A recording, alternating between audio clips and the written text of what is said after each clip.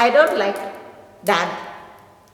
Oh. So the dad is pointed, no wonder is drawn smaller. Small, yeah. The drawing means a lot to children. So when they draw things, ask. Yeah. Be curious to know why this flower, why is it small, why is it like this. Yeah.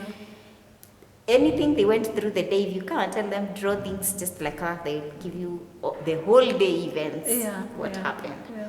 I'll define trauma in the simplest way that I will allow anyone, even a little child, to understand.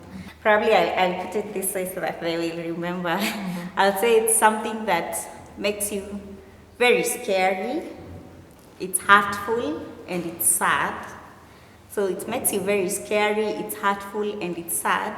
And when all this happens, it makes you feel unsafe or worried. So that's how I will tell what it is trauma.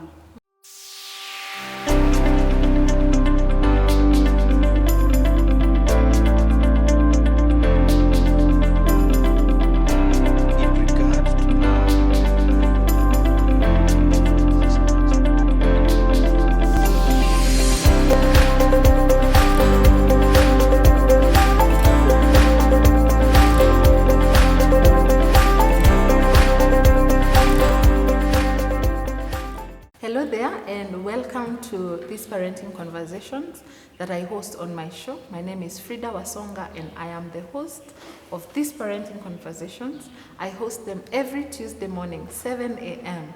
every Tuesday, and I hope that you've been enjoying the show. If you're watching these videos for the very first time, I would encourage you to subscribe to my channel and also to go through the other videos that I have uploaded so that you may learn a lot of parenting knowledge, a lot of parenting skills, parenting tips. And I host these parenting conversations where I have parents talking about their stories, and also I host specialists who talk to parents about different topics. And this is one of those. I have a specialist here who is a counselor, and she has specialized with children and adolescents. So enjoy the show, and let me know your takeaways in the comment section. Karibu sana to the show. Thank you, Frida. Please introduce yourself. Thank you, Frida, for allowing me to be part of this show. It's a joy to see what you're doing and allowing people to use the digital space in the right way and bringing information in the right way. My name is Dorcas Loko, and I'm glad to be in this show today. Karibu sana, and thank you once again to accepting to come to the show. So please tell us, what is trauma? I'll define trauma in the simplest way that I will allow anyone, even a little child, to understand. Probably I'll put it this way so that they will remember. I'll say it's something that makes you very scary, it's hurtful, and it's sad. So it makes you very scary, it's hurtful, and it's sad. And when all this happens, it makes you feel unsafe or worried. So that's how I will tell what it is trauma. And just to put a demonstration so that probably we will all remember,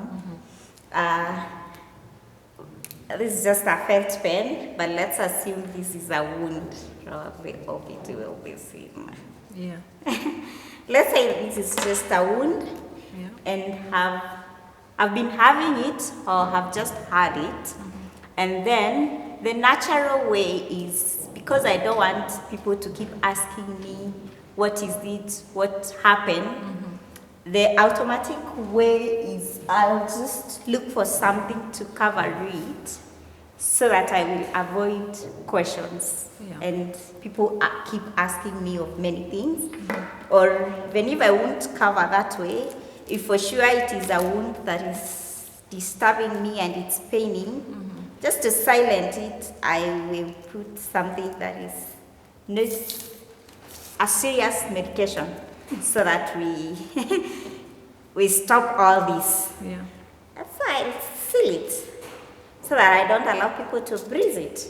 But whether I have sealed it or not, just remember that people will still mistakenly or knowingly, they might touch it. And this is what, for me, most of the time I look at it as trauma. Where you have a wound, it's painful, it's hurtful, it makes you feel sad, and it also makes you feel scary, but you're worried, you don't want many people to talk about it. And so many times in these issues of trauma, what we do is, at times we cover them. This time I've just covered with clothes, but at times we cover it. If we are teenagers, we cover it with drugs, we cover it with friends, social media becomes our covering, and so many things of life issues that we keep covering them with, or withdrawal and other many things. I thought that would be the simplest way to introduce trauma, in the simplest way that a child can remember. So what are some of the causes of trauma? What brings trauma about? I'll say there are many types of traumas, especially there are three that are so shouting, if we may call it that way. We have the first one that we call acute trauma. Acute trauma, it's sudden incidents that happens in someone's life or a child's life. For example, fire or an accident. So let's look at like fire. You were just in a house accidentally, you just switched on something, or you just switched a matchbox and the fire locked.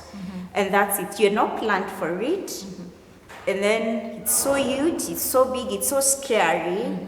And then it leaves you with these pictorial pictures, or anytime in life, anytime you just hear fire or you see fire, it makes you scared, and it leaves you with memories that trigger you or cause you to be shocked. The same to an accident. You were just driving, you were happy, all was okay, you were even driving at a good speed and you are carrying your children, and all of a sudden someone just comes, and we just have an accident. No one planned, no one had an idea this was to come. And so what happens? This brings a trauma issue, and for some reason, over and over, you discover trauma can be now, or it's something that is ongoing over and over. For some time, you discover, oh, every time I realize, remember the wound we said? I just see the wound or the scar, even if it's sharp, it's already healed. You remember.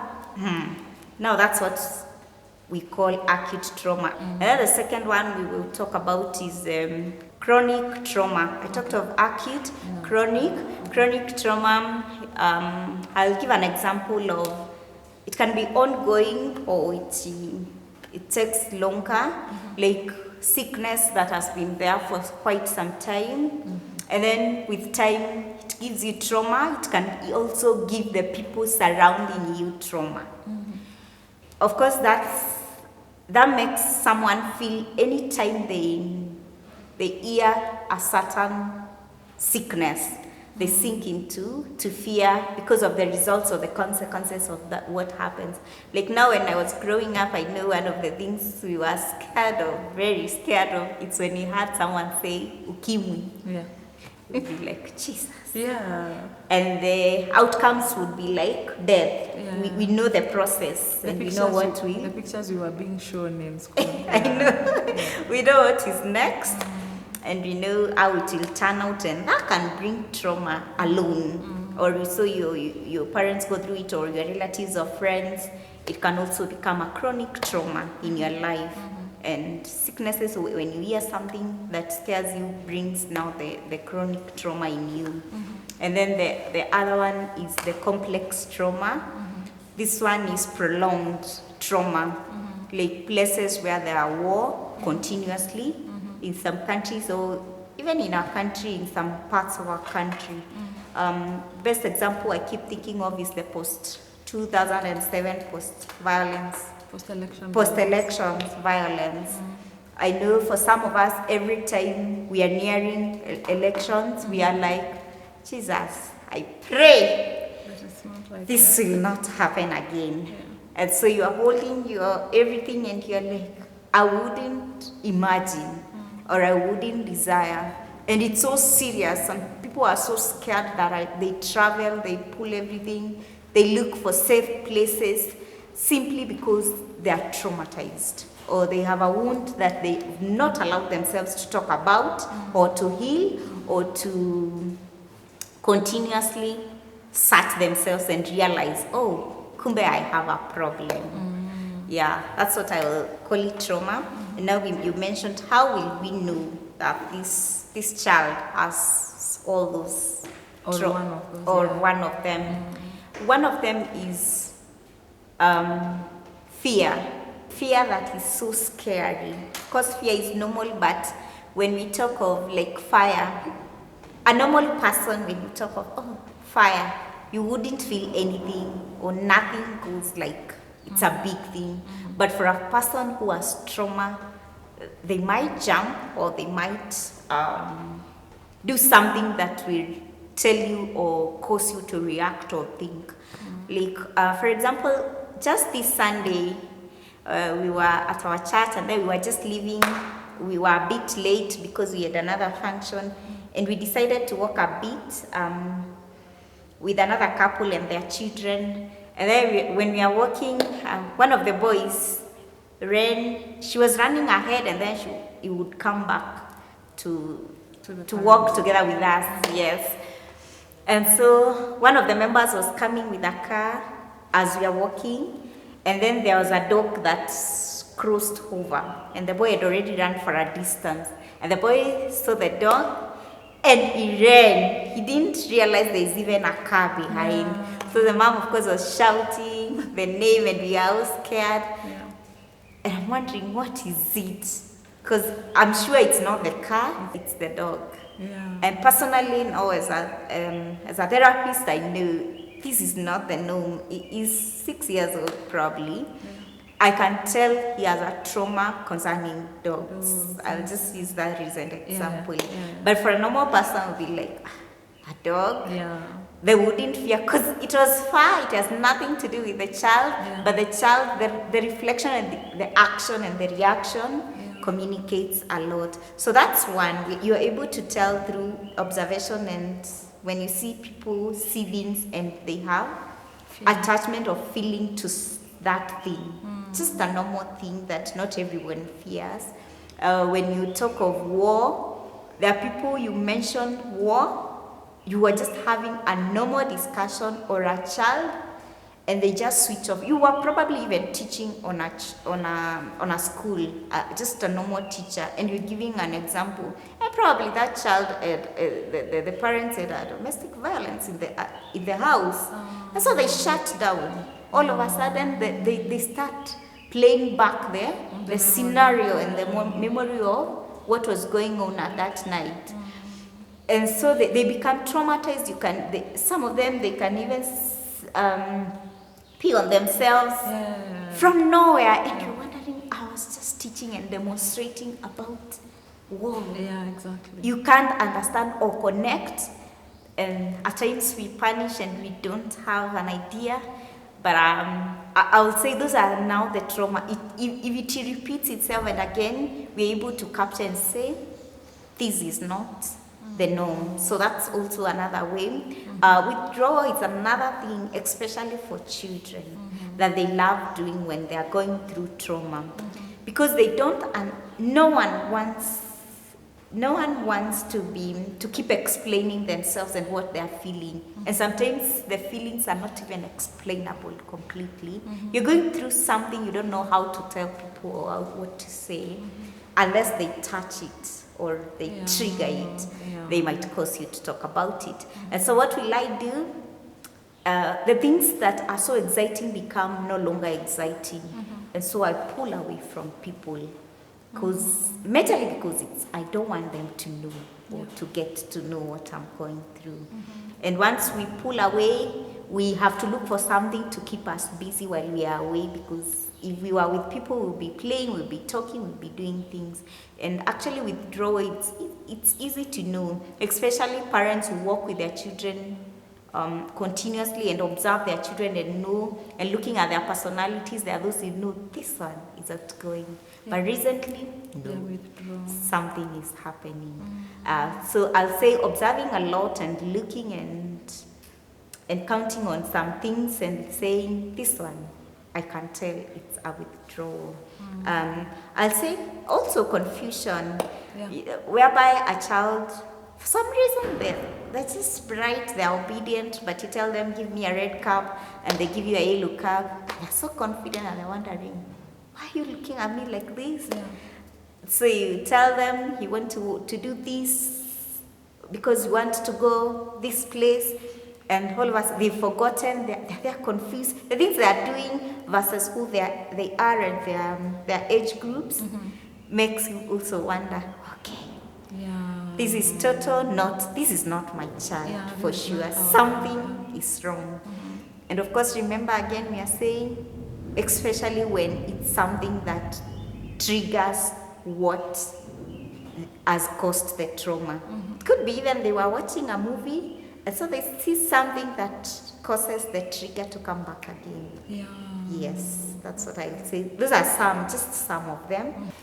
When children experience loss or they are grieving in their family setup, someone close has died, how is that? Is it a trauma?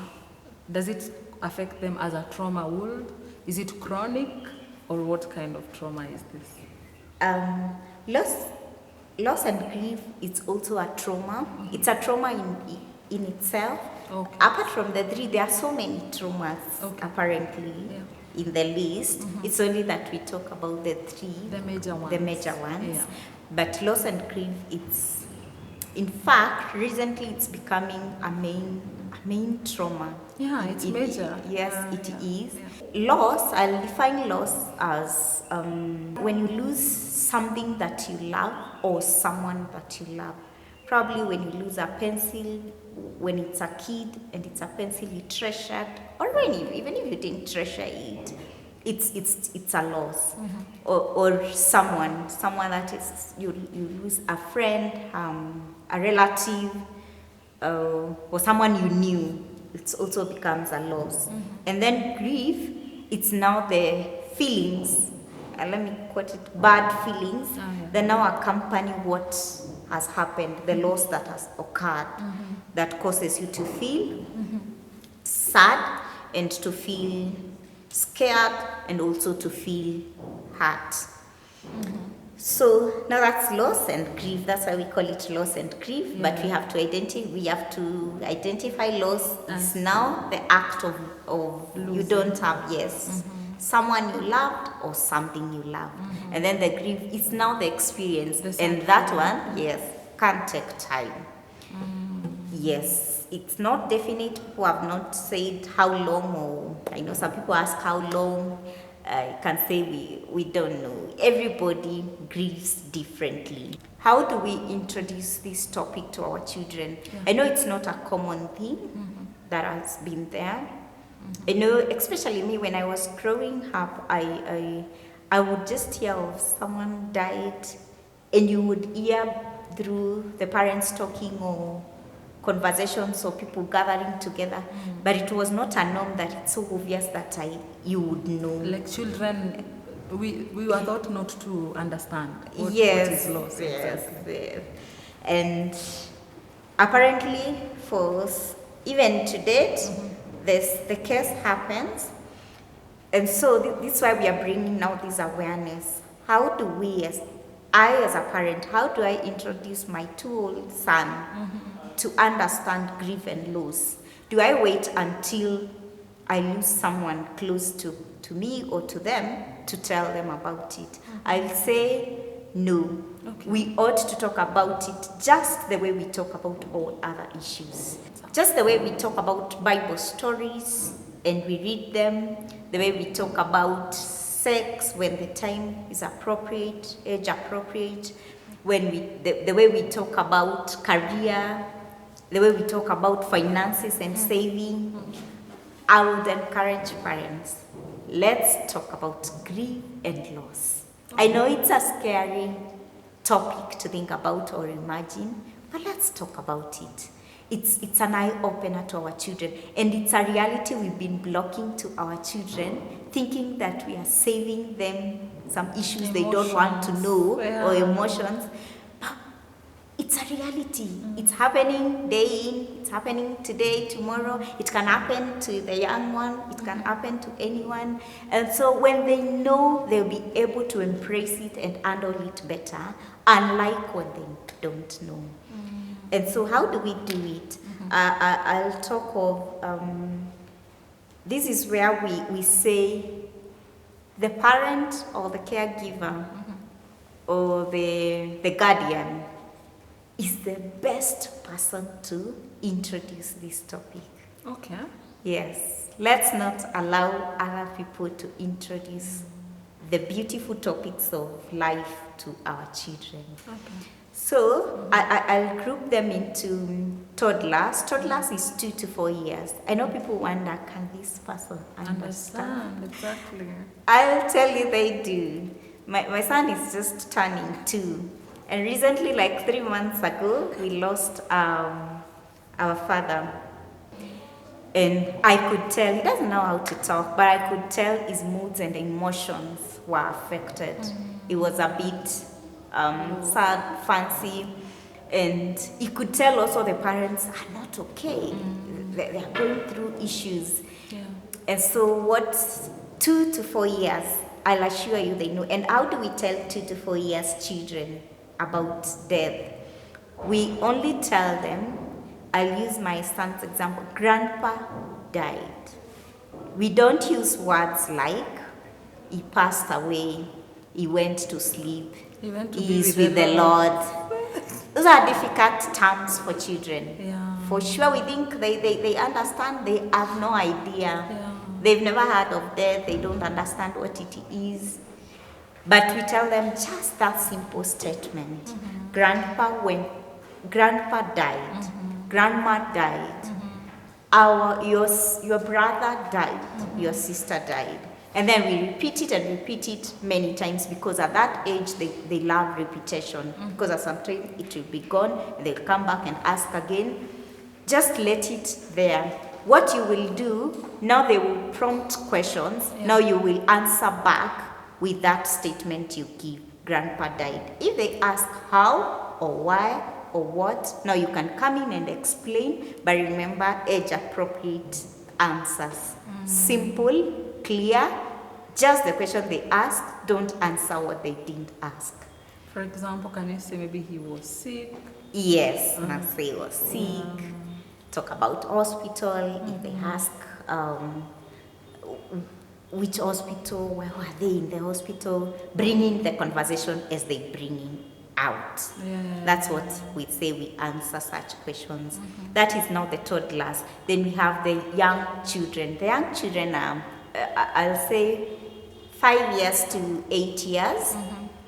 But still the 4-year-old who's turning to 5 can still understand. Now we will say again, grandpa died. But we bring in the aspect of permanent. Death is permanent. He's gone, he will not come back again. Remember the toddler, we didn't say many things. We didn't say he will not come back again. They've just understood death. They did not understand well, but we have said it. At this particular point, when they've gone to school, these ones that I'm talking about, so they understand at least better. So we are just telling them, grandpa died, but he is gone and he will not come back again. So when they bring again questions, because now it's them prompting us to come back with answers. So exactly at the age appropriate, remember this is a 5-year kid, just feed what is enough for that brain for that particular moment. And now we have there the ones we call the preteens or teens. We call them now the older children. So you have toddlers, the young children, and now the older children who are teens and preteens. For them, they almost understand like the adults. So they know permanent, death is permanent. These people are not coming back again. And they also understand death. So we don't have to don't give stories. Say it straight. so and so died. And now explain how they died. This one understand. If they had gone through a series of illness, just take them back the journey and then bring out the sickness. And for these ones, the other technique that really works is stories. So introduce the Bible stories. If you are a Christian, you can think of the story of Lazarus and then go through the story of Lazarus together. Let them understand he had sisters and they also felt sad and they were affected and they cried. Talk about Jesus and introduce the verse that Jesus wept, and they will relate with it. They will understand and connect very well. And this is the time you can tell them it is okay to cry. It's okay to be who you are. It is okay not to be okay, and allow them to be. And now also help them through the story. It really helps them open up and talk back to you. We say preteens and teenagers, they are at a stage of identity, and for some reason they don't like talking a lot. For some reason they withdraw and they just need their space. So remember, when we are introducing this topic, we already introduced at toddler, we've progressed and brought it better at toddler, at young child, and now we are at the teen and preteen, the older child. And the best way to tell them, that's why I'm saying bring stories and let them enjoy the story and understand the story. And once you introduce to them, I'm now bringing just tips on how to talk about it and the how now. The first thing, it has to be, you have to tell them the truth, and it has to be told in kindness and calmness. Okay. Yes. Kindness and calmness. Yes. So the truth. When, for example, sorry to cut you short. Yes. When I'm crying as well, I'm not able at that point to introduce it because I'm not calm. Yes. Okay. I have to wait until I'm calm. Yes. Okay. You are ready to say the truth, or you're ready to say to say it in kindness, and you're ready to say it calmly. This is where we say, if you're not in a position to do this, you can call a therapist or someone you trust, like a pastor or a children's coordinator or someone who works with them, or in school, a counselor, and bring them. But you also have to be there. You feel, I am not in a position, because you're also overwhelmed. But you need to inform them, because you don't want them to come from where they were. If we lost someone in the morning, they went to school, you don't want them to come back and they enter the house and they're wondering, hey, today we have so many visitors, and then they come with the excitement. And everyone is crying. And everyone is moodless. They're only observing and keeping quiet and wondering what to say. And if it's a friend you've not been together with for long and they've come and they don't even know this is your kid, so they just shout anything and the kid knows the information through a stranger. Exactly. That's what we are saying. It's not the best way to do. That's why we say, in the least hours, work it out. If you're not in a position, it is okay to be in. You're not able to, but just sitting in that sitting. Let the therapist introduce the topic and tell them what has happened, and you affirm it, and then they know you are there. And that's how we are saying for them, they know we are supposed to say the truth. The truth is, we are not saying like something like, oh, he just slept. I don't even know what to tell you. What really happened? The angels took this your brother. Oh, God loved him more. God loved him more. And I'm wondering, what is loving more and what is not loving more? We love them less. Exactly, what is happening? So that's what we are saying, truth. Remember, truth is plainly and simpler, in the simplest way they will know. And kindness, it's when you are not brutal, because you are going through emotional pain. You might find yourself, you're not kind, but you don't know. Exactly. Yes. And then the calmness is now the place, how you bring it out, or you're not just, emotions are not the one controlling you. Yes, you just release. So that's tip number one, I'll say. I repeat it so that we don't forget. Yeah. Truth, Yeah. say it in kindness, and then you are calm. And then the number two, express the feelings. Now that's what you had already mentioned, the crying. If you are telling them and you're feeling like shouting, shout. Okay. Yes. If you want to cry, just cry. If you just want to say, oh goodness, is this true? Just say it. But you're telling yourself, you are expressing the feelings just as they are. Allow the tears to flow the way they will desire to flow. Yeah. If you just feel like rolling at the carpet, at the sitting room, you don't know what to do it. Yeah. Express the emotions. Remember, we are training them and we are also introducing them. This is what happens when we go through this. Yeah. And we don't want to shield them from all this truth. That's the tip number two, expressing feeling. Crying, telling them it is okay to be not to be okay. Yeah. Yes, and that's why I am not okay.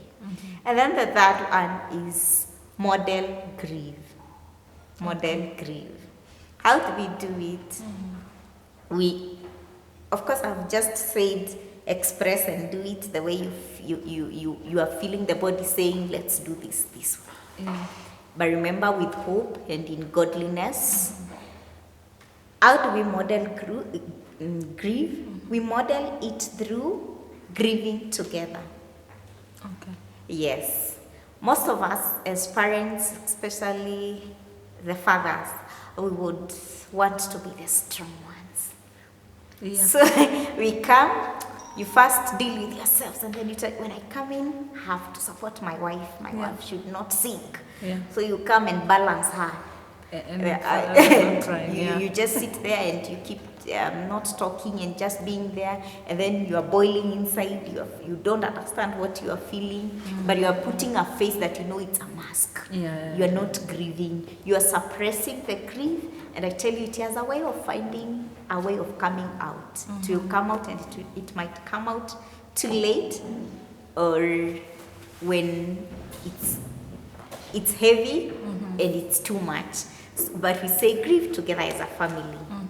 And that's when we say, if it's so difficult, look for a family therapist. We do have them who handle both parents and the children together. Okay.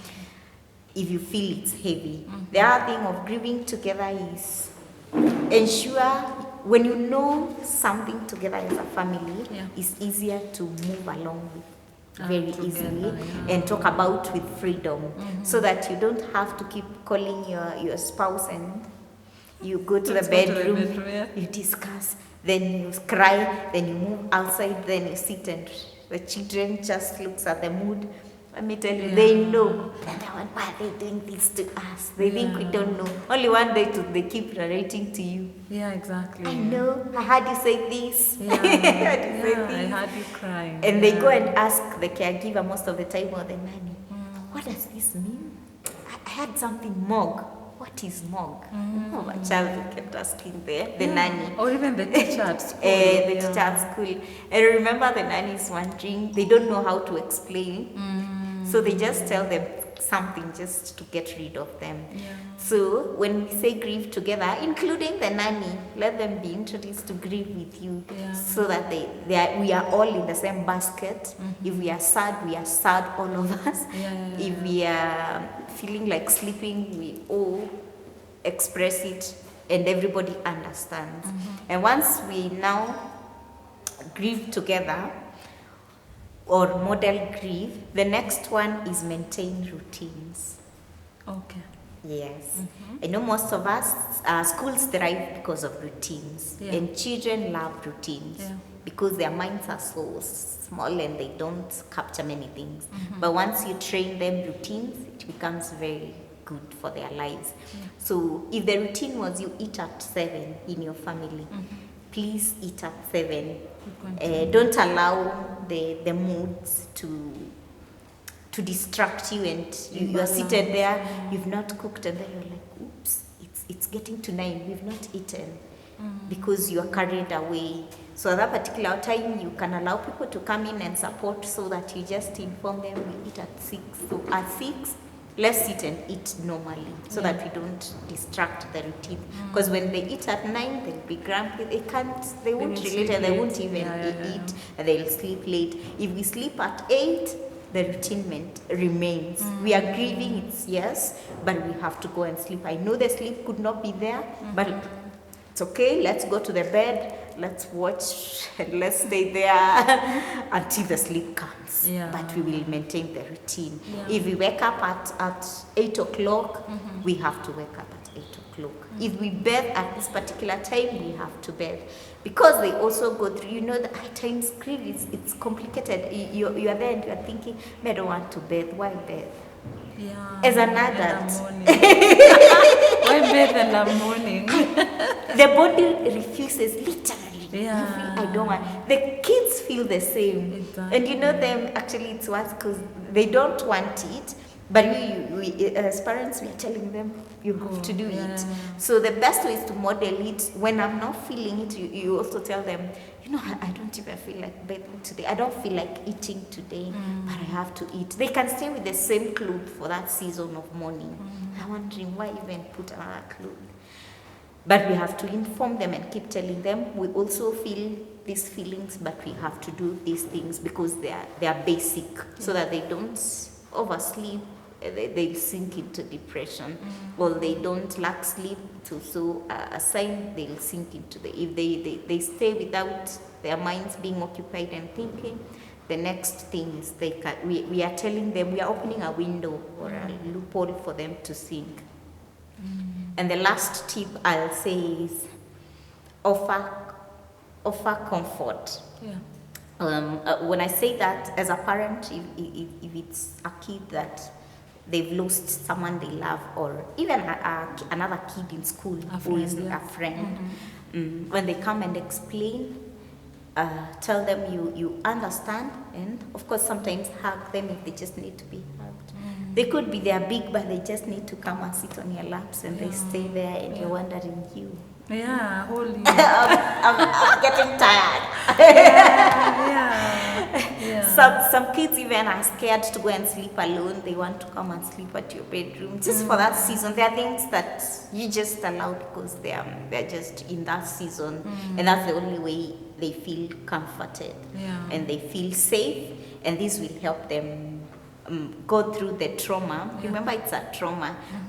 How we will heal this wound of loss and grief will determine if they will move to this trauma. Can become chronic, can become complex. Yes, it was just a sudden thing that happened, which was death, but it can grow to something huge that we didn't even think of. But it is good to keep noticing. So offer comfort throughout the season. And this is where we say, allow their friends to come in and comfort them. I know for most of us, that's why I will just mention this. That's when we don't think about the children. If you are going through loss, I'll come to see you because I'm your friend, I'm your colleague, I know you. But we forget their children then. So I would encourage parents, if you have children and your friend has lost someone, when you're going to see them, go together with your children. Remember, we've introduced grief to them and loss, and we've told them we have to offer comfort. That's the only way to train them also. Go with them. When I'm talking with you and we are sharing about grief and I'm comforting you and you are opening up, whether the kids will go and ride bike, that's the way they connect. And they will feel, hata sisi tulitembelea. Baby, it's true. I'll say one of the things I do is I would come and talk to you and comfort with you, but I'll also talk to the children and tell them I'll come this particular day. And this day I'm coming to see you. I'm not coming to see daddy and mommy. Yeah. I make it clear. And when I come, I ensure my attention is on them and everything. And what I carry, if I had come with something, I don't carry anything that, Sugar. that relates to you. We carry things that relates to us as children. Yeah. And I'll be sure this yogurt is not for mommy.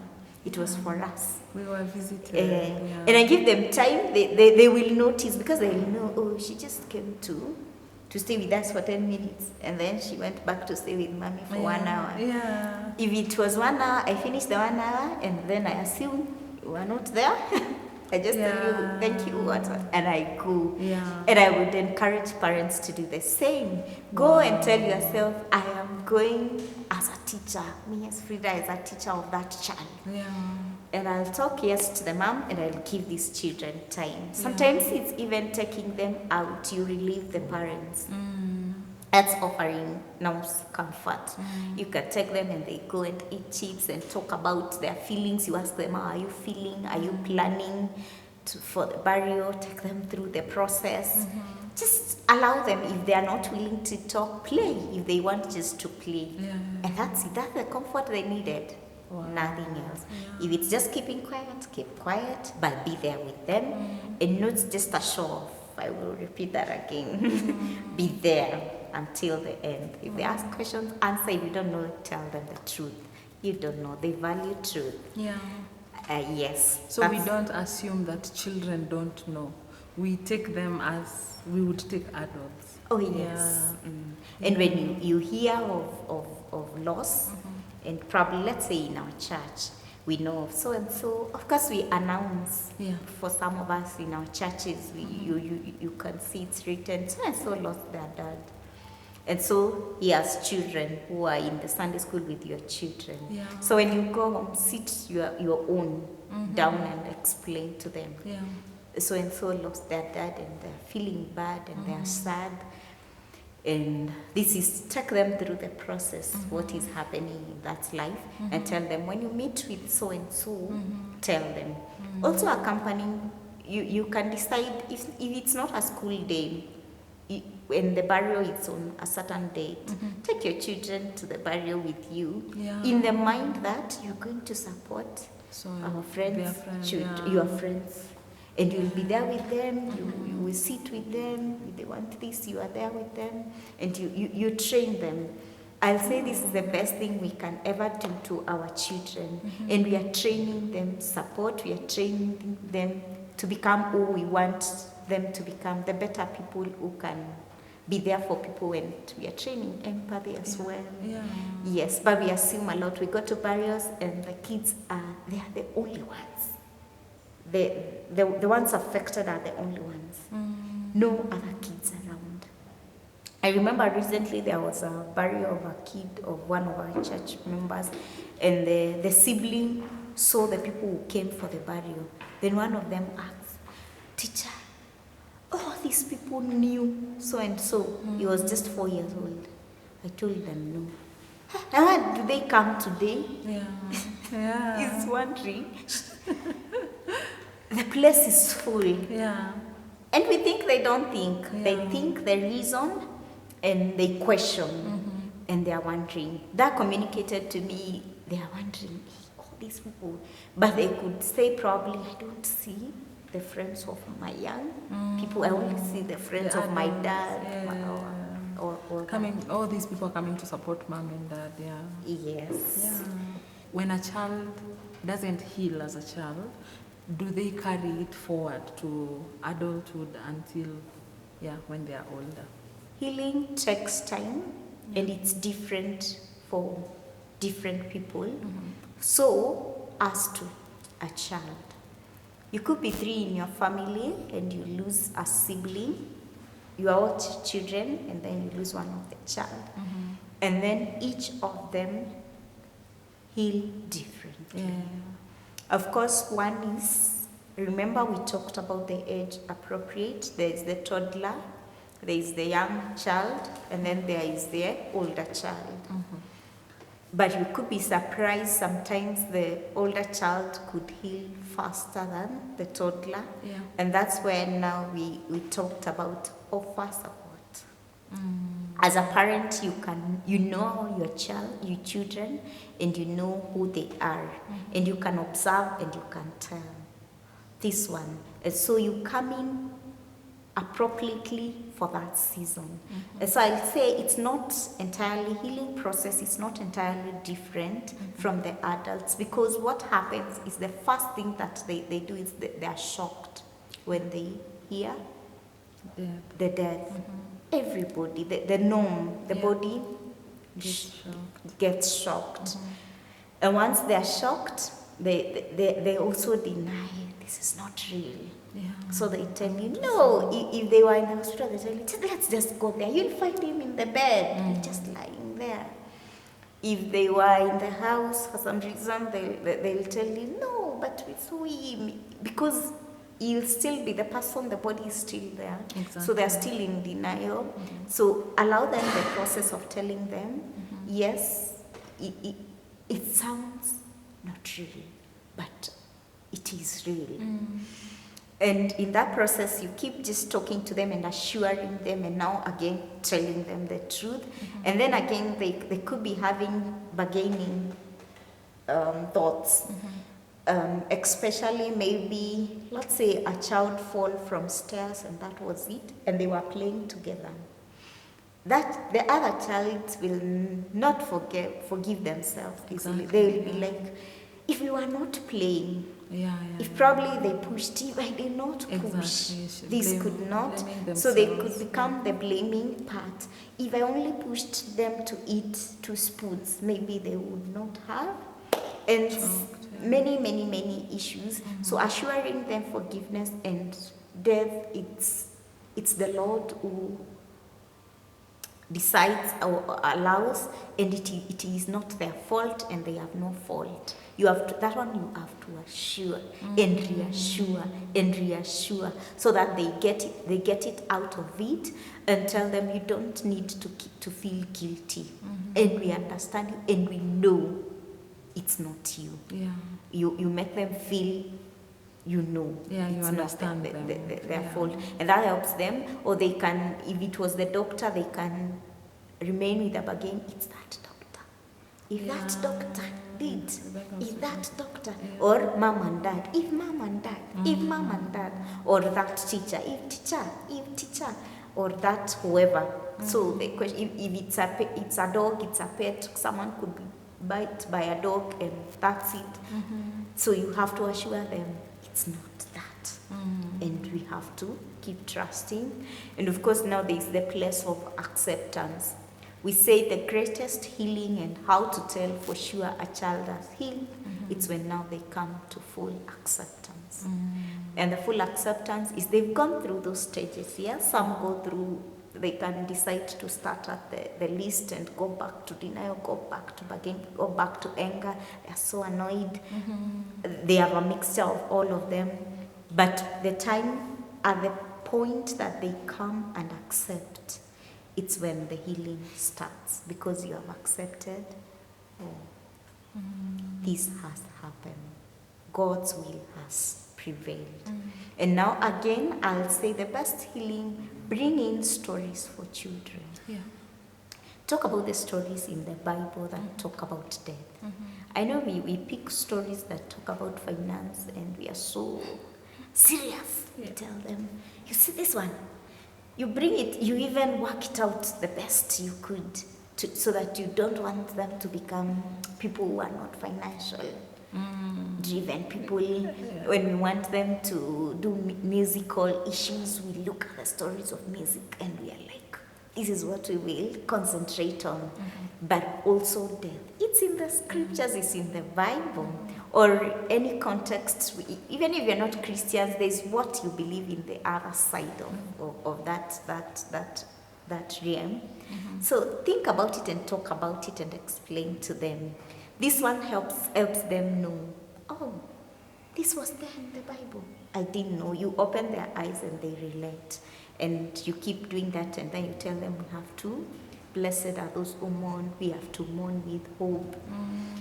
Yes, and then the acceptance, slowly by slowly. But if you discover a child is not progressing well. And time, it has taken time, and they're going back, and they're not, there's no sign of change. I would encourage, I would say, you can now seek help.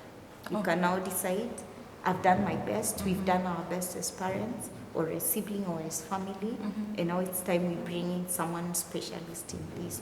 And so there are people who have specialized in grief and loss. They can come in and talk to them and take them through the stages.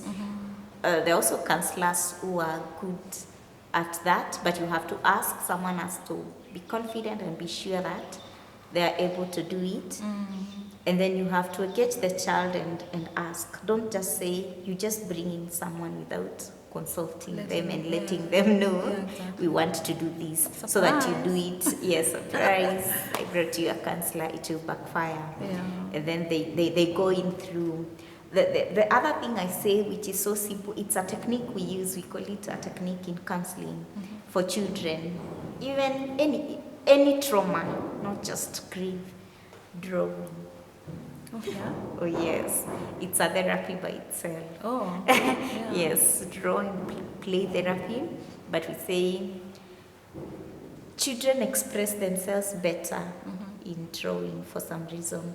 I'll cite an example. Recently, I was just in church, like 3 weeks ago. I was telling myself I won't share instances long time ago. I'll just quote things that I've just seen. And so our seats are arranged in a way that there are 4. So I was seated with my husband and then a couple. But it happened the couple we sat with, the lady is my colleague. So a child came in and sat with us.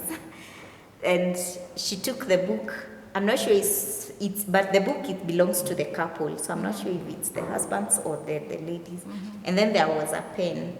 And then we have a carpet, so she went down and drew a picture of the dad and a brother. They were together, but the dad was a bit smaller, and then now the brother. And then on the other side, the mom, who is very big and long, very beautiful, and even the nails were done nicely. And then her now herself there. So just out of curiosity, the colleague took and she said, "Oh, you love your family."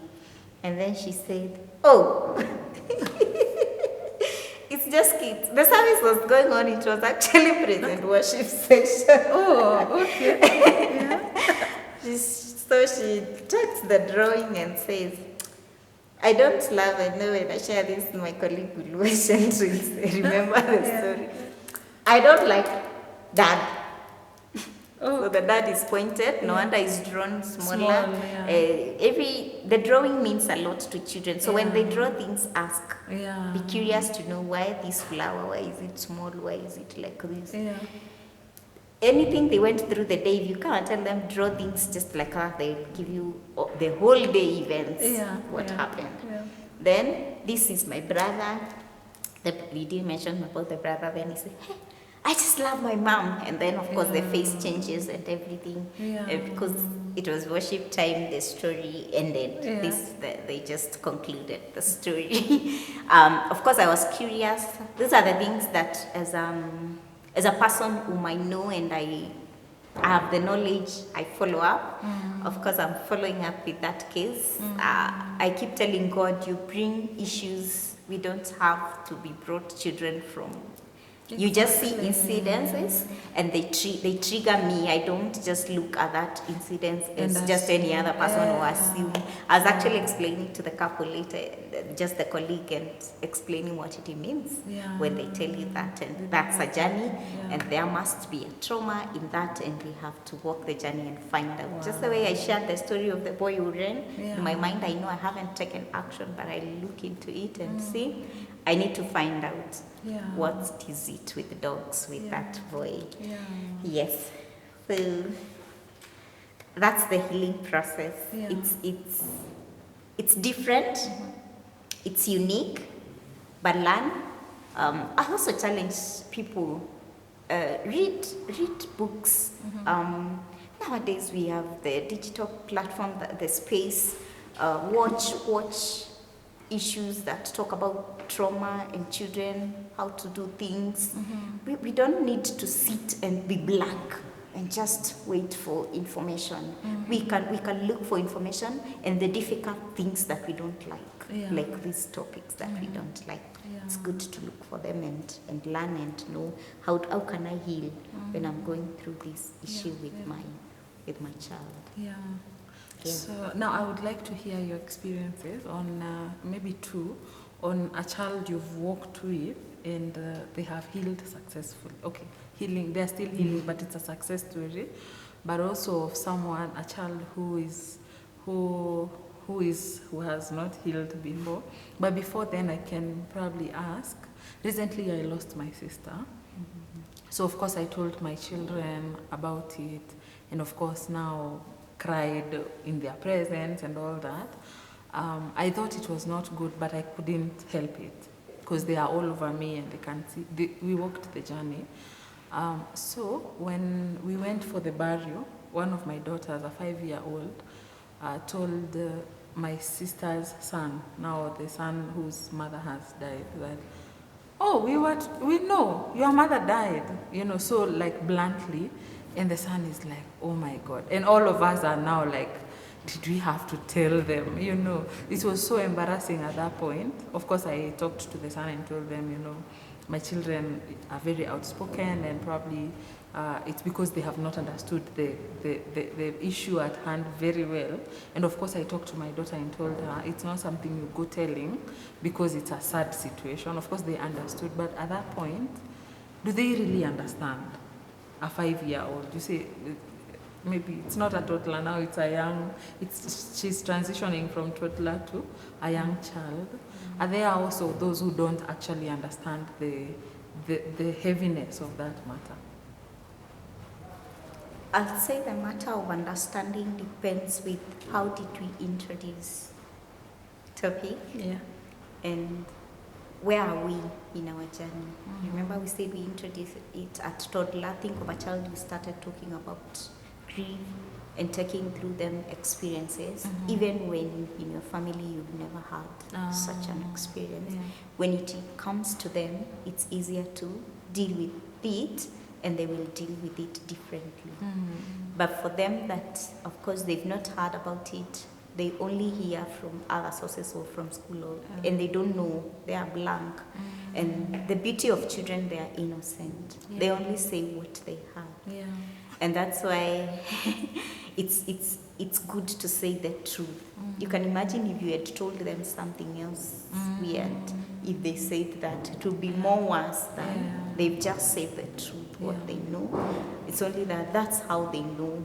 That's how they know how to say it. But the other good side of it is people understand. And like now you might imagine that nephew of yours doesn't understand because that's where we are. We've been thinking, oh goodness, they've just said it. And the reason we don't want to go with our children to these people who are mourning because we are feeling they will shame us, they might say things, but they are just being real because they are children. The good thing is that those people understand and they know this is at this particular age and they are allowed to say such a thing. Unlike if it was someone who is an older child, a teenage, you would be surprised. But at that age, in fact, they are surprised because they know the truth. Because what we know is that they should not be knowing anything. They should just be playing around. We finish all this, we go. But now the shock is because they know. So I'll say we have the greatest duty and assignment to process and to tell them the processes. And to introduce it in places like church. I know people fear, rarely will we have topics such as death in the pulpits. Everybody, it's a scary topic, and you're wondering. I know I've done loss and grief as a topic for an entire month with our Sunday school kids, but the older one, the teenagers, we call it a Seremara class. That is grade 6 to grade 9, and they talked out, and I was surprised. One of them said they lost a brother. All through I knew there are two. Kumbe they were three. So later I shared the experience, and I could tell him he has found healing, and he has found acceptance, and he has been told the right way. I was impressed. That is one example I will say. Others, I also decided there's a program we run called Jirani Kids, just the children from the community. And I've also been intentional because some of them, their parents don't come. Some are brought up by single parents who are very busy. They don't have time with the kids. And I also discovered the gap. So I also took them through the journey of loss and grief, and been talking about it. Even just the other week, when one of our colleagues who teaches them in that Jirani Kids lost their dad. And so I came and shared with them, and they were so sad. And I explained what happened, and I told them when he comes back, you have to go and look for him and tell him that you are sorry and you know. And so they understand for some of them. So for them, I've also encountered some who have wounds of grief that they found themselves complicated. We've taken a journey together. Thankfully, I would say they've healed. But I think recently, like I just shared, we lost a kid 4 years old. I think that one is the one that has really hit me so much, and that's why slowly I'm becoming passionate about this topic. I know they have they have 3 siblings, but 2 are 6 years, 7 years, so they're young children, and they have a lot of questions. And I'm taking the journey. I'm not alone. I know we have another Sunday school teacher who is also a counselor and a teacher. So she has visited and debriefed with them, and also shared interest of how can we help them. But for that one, it's been very heavy and difficult. Probably maybe it's because it's still fresh. It's not like, maybe with time we will get more close and identify how to walk it. Simply because one of the girls is very hyper. She's just a hyper girl who is all over, and the other one is very calm, and you can tell this one we are making progress, but this other one we want to start this journey, but we go to other things. But thankfully, patience and time and a day, every other day, and thinking through and taking time, we pray that it will be a place of support. But the first thing is you win trust. That's why we said you be truthful. I remember the first day I just went when that happened. I talked to the parents, and then they said we can go to the kids at school. They were already at school. So I went for they were not able to talk, to tell them the truth. This is something that we are telling parents, but they wonder. It's How hard. do I? And I understand them completely. It's only even me, I've just learned. Just learned in school. Either way, I would just be doing it the whole way, what I knew. But I insisted, one of the parents who feels a bit stronger, we can just sit together. We had to look for a safe place. Also remember you look for a safe place. Don't come at the home where there are people. It's so crowded. We brought them, we looked for a safe place, and we called a cousin of them also who is at their age, and also an auntie. And then we broke the news together. I did it slowly by slowly. It really helped the mom also to break down. And remember, I had already shared it's okay to break down so that we grieve together. And then the children at first, they laughed. Walicheka for long. It looked like, and of course that's denial. The body gets shocked. It can be true. It can't be true. And so you repeat it again and again. The cousin, almost their age, for him, he got it immediately, and the reaction is he bursted into tears. He's a boy. The two girls laughed. We gave them time. We repeated it again. Of course, the mom broke, the auntie broke, and this now brought the reality and the enemy. Yeah. And again, now the children they were able to break down and explain it. So we were able to offer comfort and keep explaining and introduce some songs that talk about death. The children-friendly songs you sing as you allow them just to cry. And one of the things I say I carry almost everywhere, it's just a pocket tissue. Yeah. Yes. Yeah. So even here in church, I almost feel like I need a whole roll of tissue. You just bump into a child, you talk to them, and they burst. But that's we talked to them, and then that's how I came in to work with these children. I'm working with them because now they are members of our church. I haven't had an experience. Mostly the children I've encountered, it's because I deal with them in church. Yeah. Yes. I've not had an experience outside. But what I know, it's a reality, and they are there, but we offer support if anyone desires. That's what I would say. Yes. Wow, how wonderful. And the way you give yourself, I have seen you giving yourself out to talk to those children, to encourage them. I think noticing that normally we support the adults and the children are just left, we assume that they don't know, and you taking that space actually and saying, I will be with the child. Let everyone else be with the parents, I will be with the child. I think that is so helpful. The children also feel like they are being helped to mourn and to grieve. Once we finished all that and they were able to settle and be okay, I now had to introduce the process of we will go for this boy is at this hospital and bring them to a mortuary. Of course, they will ask what is a mortuary. I'll explain what mortuary means. It's where the dead bodies come and they are placed. That's the simplest way they just understand. I know it's difficult, but with time they process. And when they are brought there, they will stay for like 5 days or 4 days or 6 days or 7 days. And then people go there and they can see them just for the last moments, just knowing that we will not see them again. But there is the day that comes that now we bury.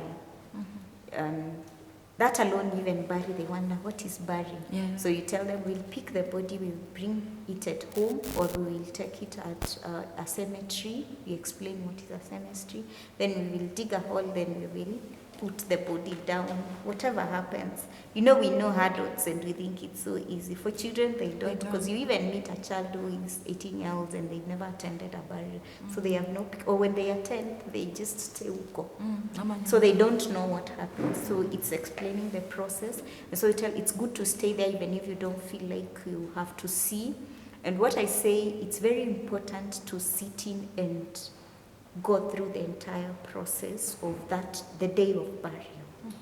That's what we call closure. And then now the burying site now, where the grave is. So talk about grave. Look for songs that talk about grave, even if it's for the older people, and explain. And then tell them once they are going. One of the reasons I go for burials, if one of our members has lost someone, it's so that I'm with the child. I ensure they come there. I know people keep pulling the children so that they go behind. I bring them in front so that they see. And then I have to tell them they are going and you will never see. This is the last time we are seeing them. We will never see this person again. It's a reality. In fact, once we will put the soil and close, we have closed that body. We will not. And that brings now the emotions so that they break down. And so I say that is one of the best places to close. It helps with healing a lot. It really helps with healing. And then after that, you can take them, sit them. You can tell them you can visit the grave if you're in a position to daily until you feel. You can go and sit there and reflect and think. They are children, but You just tell them that. Then telling them, you know, the bed that belonged to our brother, he will never sleep there again. You know the bicycle we used to ride with and go rounds and rounds, he will never ride the bicycle again. So either we give it away or we will be the ones riding it. You remember the way we tell you good night every day, he will never tell you good night every day. Just telling them, now that's the process of what will happen. Then you have to tell them, no, because of this, people will come daily, anytime. Even when we wake up, people might come in, they might go to our kitchens, they might go to our bedrooms, but they are coming so that they are supporting. So don't think they're just overwhelming our house. You have to prepare them so that they don't feel like their kitchen has been invented without knowledge. What do you get in and just get into a kitchen all of a sudden? Or if relatives have to sleep, they have to share the bedrooms and all that. For that, they sit on the seats, probably they love. Or when you prepare them that way, psychologically helps them adapt. In the evenings, we might be having services, people will come and we'll be doing services. It's just in honor or for this person. All those things that you think that they are not necessary, let them know this is what will happen.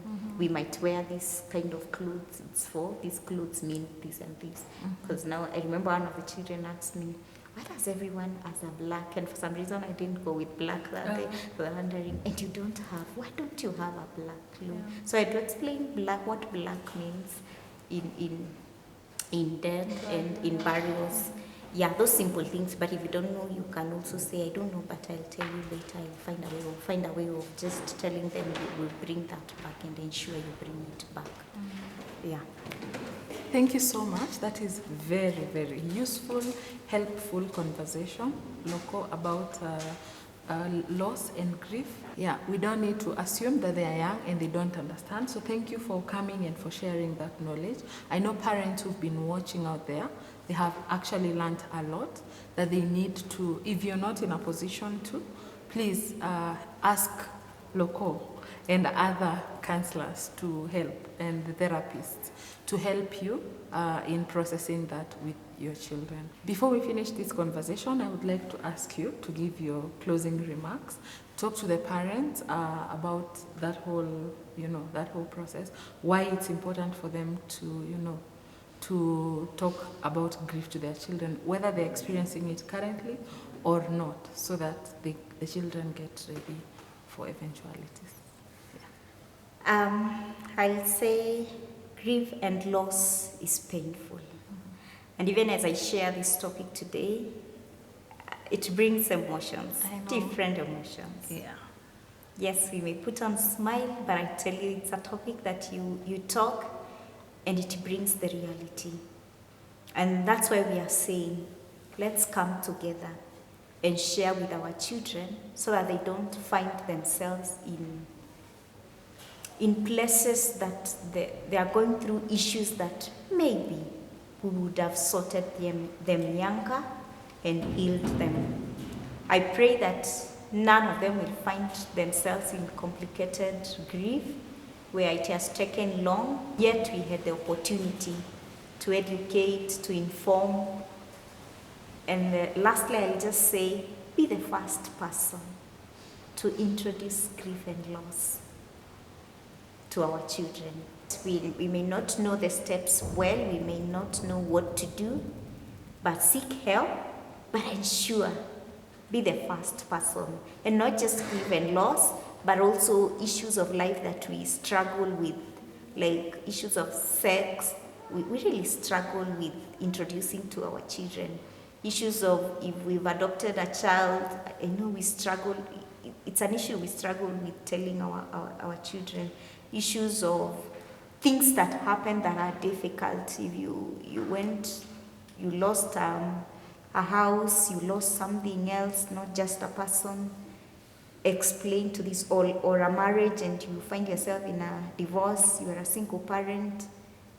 Let's introduce these topics to let's be the first people to tell them the truth, so that when they hear from other people, those ones are just rumors that are coming in, they know the truth. That's what I'll say for now. I work and serve in Grace Hill Mission Church. Our church is located at Kikuyu, And you can always walk in from Tuesday to Sunday. We are here with people who can talk to you, listen to you, and give you guidance. And we don't charge. We do it just to serve the Lord. So you can, if you have issues, walk in, and you will find people who will walk with you. Thank you. Wow.